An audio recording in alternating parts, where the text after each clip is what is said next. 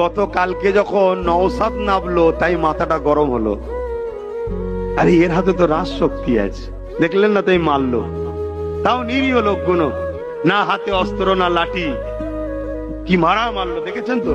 হ্যাঁ, আরে কেন মারছি রে, কি হয়েছে? না, এগুলো তো দুদেল গাই মুসলমান নয়, এ তো আমার নয়। কথা মাথায় ঢুকছে না? ঢুকে নে।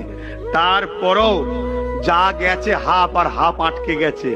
হাফেতেই যা করেছে, আমার মনে হয় না যে পশ্চিমবাংলার কলকাতায় ওই মিছিল কেউ দ্বিতীয়বার করতে পারবে। আমার মনে হচ্ছে না পারবে। কথা বুঝে আসছে? আমি তো দেখি অবাক। আর আমি ভাবছি ও ট্যাকেল করলো কি করে।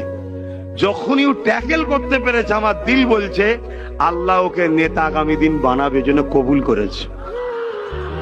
না, এদেরকে ট্যাকেল করা মুশকিল। আর এদের ভিতরে সব আগুন, এখন মসজিদ চলে গেছে, মা আগুন না আগুন নেই, এরপরেও যে ট্যাকেল করেছে। আর একা